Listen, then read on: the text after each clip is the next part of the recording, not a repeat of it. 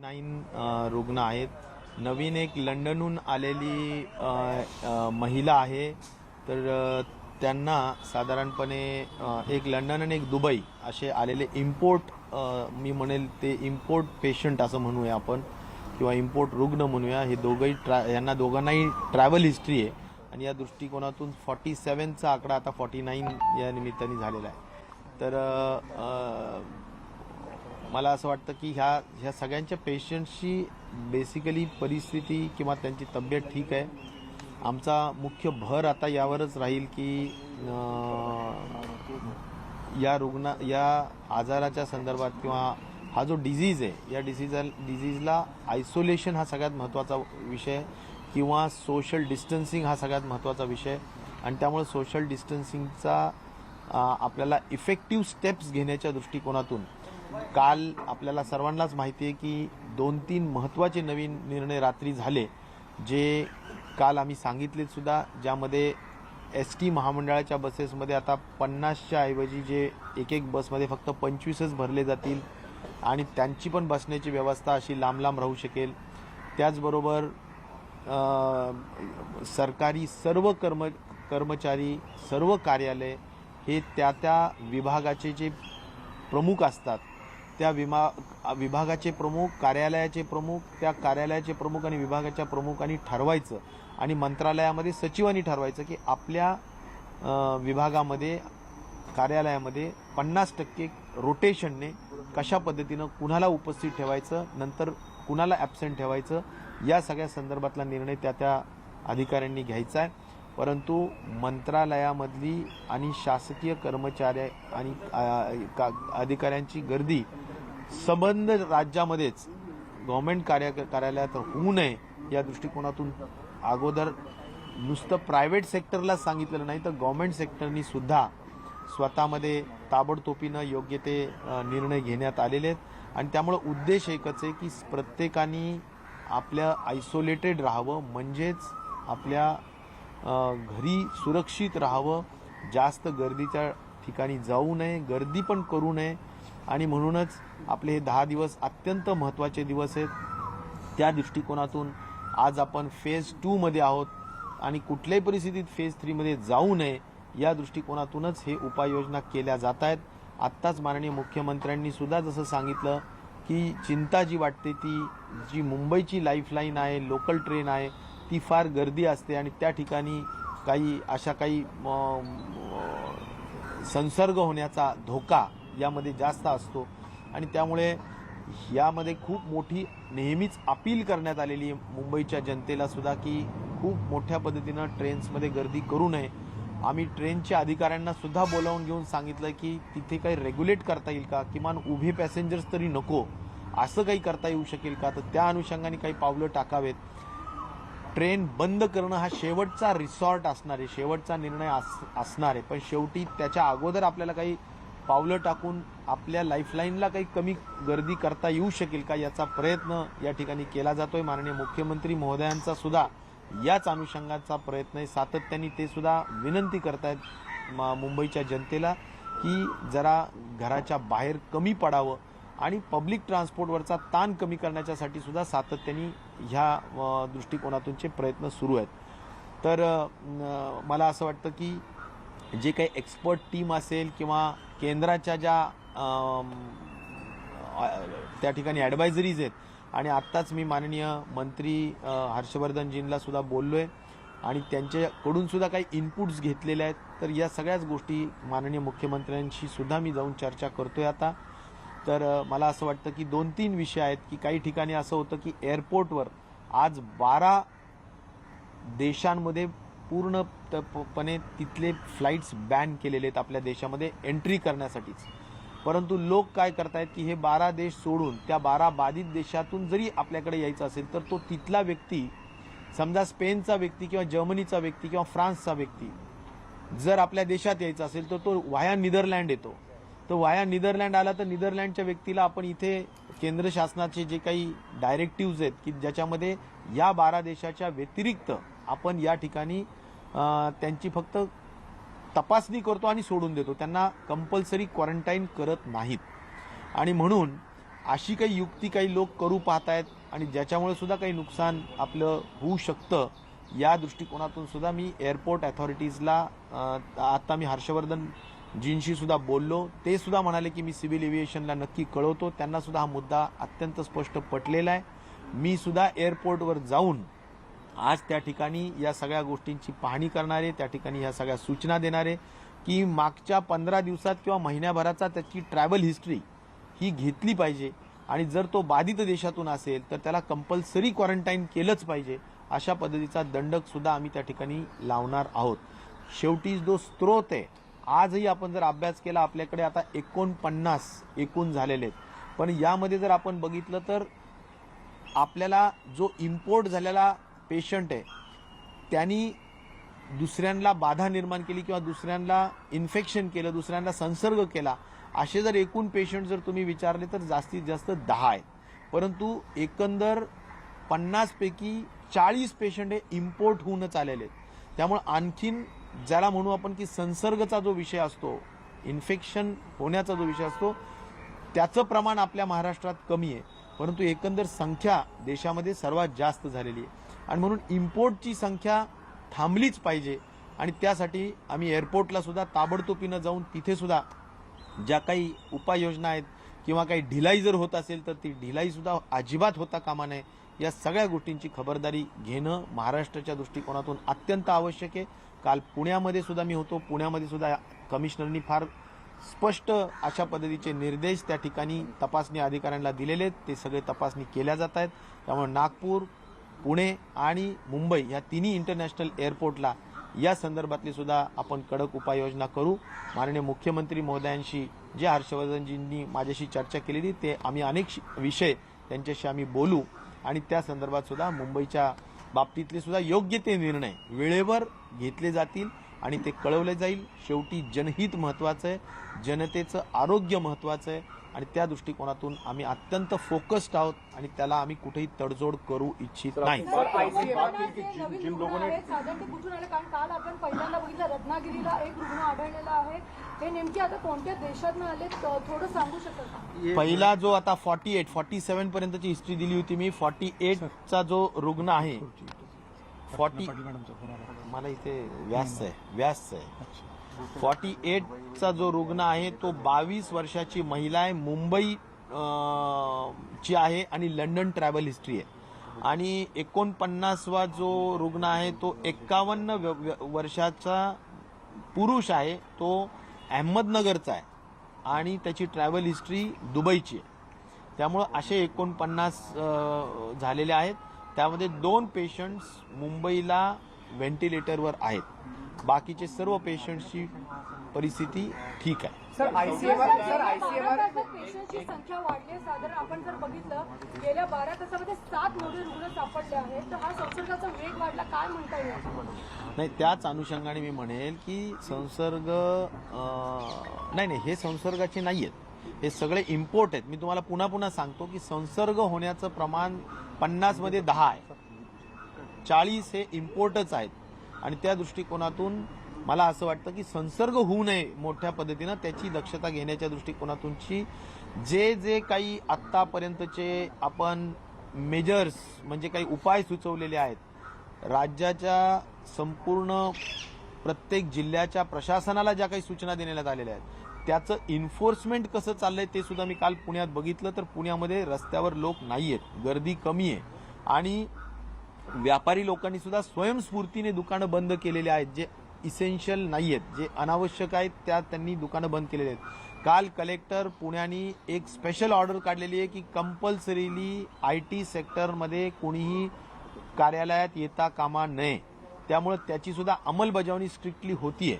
मला म्हणायचं epidemic disease act 1897ची सुद्धा वेळोवेळी जिथे जिथे गरज पडतीये आपल्याला या आयसोलेशन करण्याच्या संदर्भात आणि मोठ्या पद्धतीनं संसर्ग टाळण्याच्या संदर्भात ज्या काही आपल्याला मेजर्स घ्यावे लागतात ते कलेक्टर्स त्या ठिकाणी. एक मिनिट सर, 26,000 जे रुग्ण नवीन आता दुबई आणि इतर भागात त्यांच्यासाठी काय व्यवस्था केली? कारण पवई आणि वेगवेगळ्या ठिकाणी तुम्ही क्वारंटाईन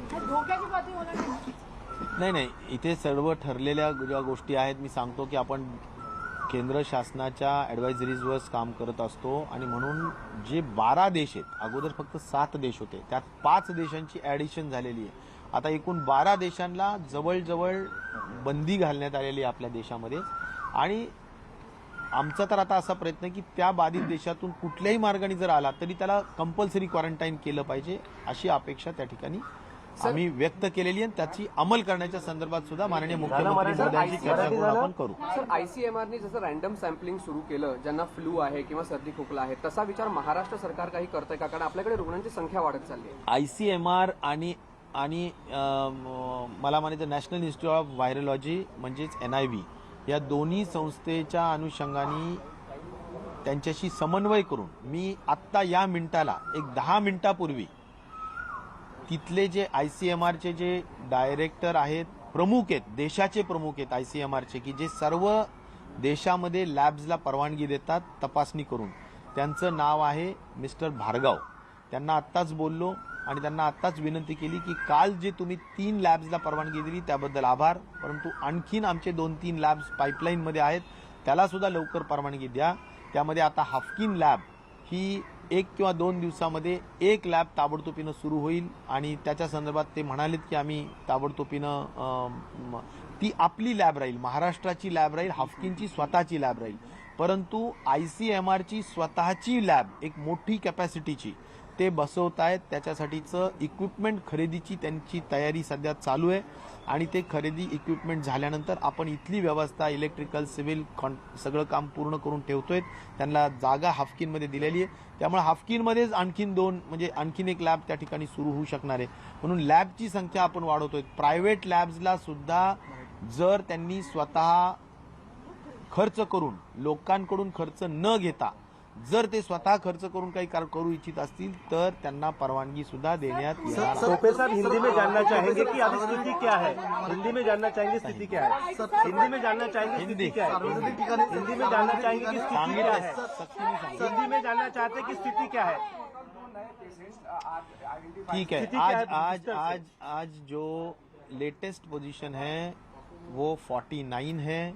अभी एक रुग्ण, एक मुंबई का और एक अहमदनगर का, ऐसे 2 रुग्ण बड़े हैं और एक फीमेल है, एक मेल है और उनको दोनों को भी ट्रैवल हिस्ट्री है. एक फीमेल जो है वो लंदन से आई है, इसलिए वो इन्फेक्ट होके आई है, उनको पॉजिटिव पाया गया है. और एक जो है वो दुबई से जो एक सीनियर सिटीज़न है वो दुबई से आया है, वो अहमदनगर का है, उनको भी पॉजिटिव पाया गया है. ऐसा कुल मिला के 49 हुई है. उसमें से 2 की स्थिति वेंटिलेटर पे है, बाकी सभी ठीक है. और मैं ये भी कहना चाहूँगा कि जो भी ख़ास तौर पर इस बीमारी को कॉम्बैट करने के लिए या कंटेन करने के लिए, कंट्रोल करने के लिए, इसको यहाँ पर ख़त्म करने के लिए ख़ास तौर पर जो उपाय जो हमने किए हैं उसका एनफोर्समेंट भी अच्छी तरह से चालू है, उसका भी हम रिव्यू ले रहे हैं. लेकिन एक है कि हमारे को 2-3 चीज़ें हम करना चाहते हैं, जिसमें कि हम लैब्स बढ़ाना चाहते हैं. तो कल तक 3 थे, कल से 3 और बड़े हैं, तो 3 + 3 6 हो गए हैं. और भी आज हमने हर्षवर्धन जी जो इस पब्लिक हेल्थ डिपार्टमेंट के केंद्र के मंत्री हैं, उनसे भी बात की है. ICMR यानी institute of Indian council for medical research, ये जो है जो लैब्स को परमिशन देती है, तो उनसे भी, उनके जो डायरेक्टर है मिस्टर भार्गव, उनसे भी बात हुई है और वो हाफकिन की लैब के इमीडिएटली परमिशन दे रहे. और एक ICMR का बड़ा लैब यहाँ पर भी वो लगा रहे. JJ के लैब के बारे में भी पूरी तैयारी चल रही है और कुछ मेडिकल कॉलेजेस के जो लैब्स है उसके बारे में भी प्रोक्योरमेंट ऑफ इक्विपमेंट्स का काम चल रहा है. आने वाले 8-10 दिनों में ये भी लैब्स फंक्शनल होंगे, जिससे कि ये जो टेस्टिंग की जो कैपेसिटी है वो बढ़ सकती है. और प्राइवेट लैब्स को भी परमिशन देने का मान्यता केंद्र शासन के पब्लिक हेल्थ डिपार्टमेंट ने उनके जो एडवाइजरीज है उसमें दिया गया है. और मुझे लगता है कि बड़े पैमाने पे लैब के माध्यम से टेस्टिंग होने का प्रावधान अभी हुआ है। मामले लगातार बढ़ रहे हैं, क्या कहेंगे आप? सरकार इस बारे में सर आपने ये भी कहा कि जो ट्रैवल हिस्ट्री छुपा रहे हैं उनके बारे में सरकार क्या फैसला लेने वाली है? मुझे लगता है ट्रैवल हिस्ट्री, अभी देखो चैलेंजिंग काम क्या है कि जो एक है कि यहाँ पर जो 50 लोग आज 49 आज जो कुल मिला के केसेस हुए हैं, जिसमें approximately 40 cases are import cases, यानी जो डायरेक्टली फॉरेन से आए और वो वहाँ से ही इन्फेक्शन लेके आए और यहाँ पर पॉजिटिव पाए गए। तो यहाँ पर जो संसर्ग हुआ है ऐसे केसेस 9 हैं। तो ऐसे मुझे लगता है कि ये संसर्ग टालने के लिए या ये संसर्ग न हो, इन्फेक्शन न हो, इसलिए काफ़ी हद तक मेजर्स महाराष्ट्र के गवर्नमेंट ने, माननीय मुख्यमंत्री जी, उप मुख्यमंत्री जी और सभी कैबिनेट के हमारे लोगों ने अच्छी तरह से निर्णय लिए हैं और भी उसमें स्ट्रिंजेंट और भी उसमें कठिन निर्णय लेने का शासन का इरादा है, जिसमें लाइफलाइन मुंबई की जो हमारी लोकल ट्रेन है उसके हद तक भी अगर ट्रेन का भीड़ कम नहीं होता है तो माननीय मुख्यमंत्री जी का भी ये कहना है कि हम एक आधा दिन राह देख सकते हैं, अपील कर सकते हैं। अगर नहीं हो रहा है तो हमारे को उसके बारे में भी कुछ स्ट्रिक्टली डिसीजन लेना पड़ेगा, स्ट्रिंजेंट डिसीजन लेना पड़ेगा। लेकिन आज जो बसेस है, जो पब्लिक ट्रांसपोर्ट कही जाती है, उसमें भी 50 की कैपेसिटी है, तो उसमें 25 कैपेसिटी से ही भरने का, रेगुलेट करने का काम डायरेक्टिव्स के माध्यम से MSRTC, Maharashtra state road transport corporation को कहा गया है। और हमारे महाराष्ट्र के सभी गवर्नमेंट के कार्यालय, मंत्रालय से होके डिस्ट्रिक्ट लेवल के और तालुका लेवल के सभी कार्यालय 50% कर्मचारियों के माध्यम से ही चलेंगे। 50% रोटेशन से एब्सेंट रहने का निर्णय वहाँ के जो लोकल विभाग के प्रमुख होते हैं, कार्यालय के प्रमुख होते हैं, उन्होंने वो लेना है। लेकिन डायरेक्टिव्स बहुत क्लियरली इशू हो गए हैं। तो इसलिए प्राइवेट सेक्टर को भी इसी तरह कहा गया है कि IT सेक्टर ने तो बिल्कुल घर से काम करना है, वर्क फ्रॉम होम करना है, या नया जो टेक्नोलॉजीज़ है, वर्चुअल मीटिंग्स हो सकती है, उससे काम करना है। तो मुझे लगता है कि और जो भी छोटे मोटे व्यापारी लोग हैं उन्होंने भी अपने अपने दुकान मेट्रोज़ में, खास तौर पर MMR रीजन, पूना, इन मेट्रो शहरों में तो अपने अपने दुकान जो ज़रूरतमंद चीज़ें जिसमें नहीं है, व्यापार में जो ज़रूरतमंद चीज़ें नहीं है, वो दुकान तो भी बंद रखना कोई प्रॉब्लम नहीं है उसमें। तो इसलिए इसके भी ऑर्डर्स दिए गए हैं जिससे कि पब्लिक ट्रांसपोर्ट पे भी लोड कम हो और इन जनरल लोग बाहर न निकलें। इस वजह से इस टाइप के ऑर्डर्स हमने एकेडमिक डिजीज़ एक्ट 1897 के तहत लिए हैं और भी हम नज़र रखे हुए हैं।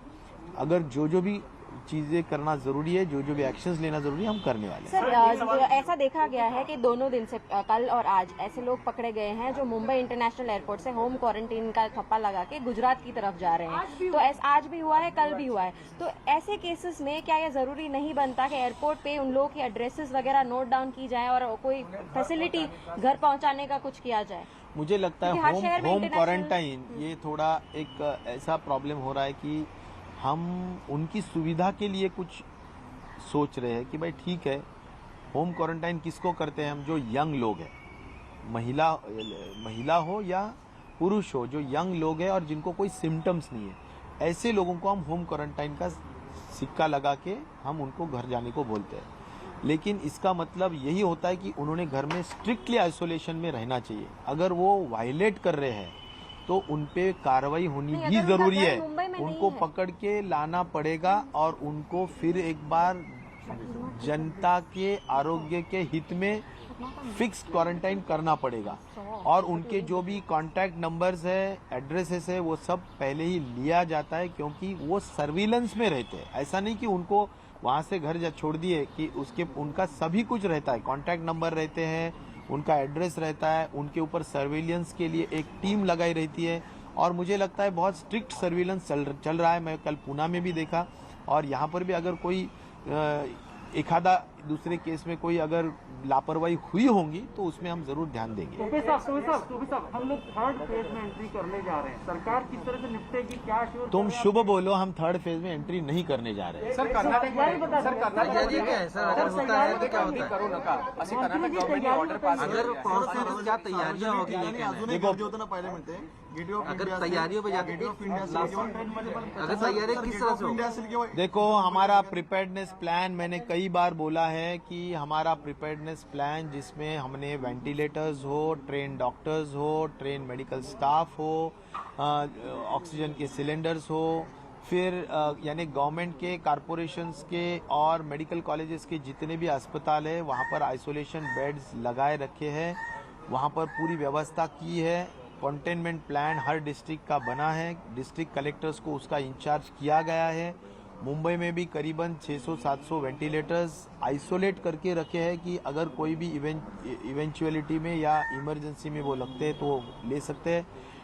उसके बाद जो हमारा एपिडेमिक डिजीज एक्ट है उसके तहत हम प्राइवेट हॉस्पिटल्स को भी उसमें एनक्रोच करके उनको कंपल्सरीली आइसोलेशन करने का हम बोल सकते हैं, उनको हमने वैसा बोल रखा है।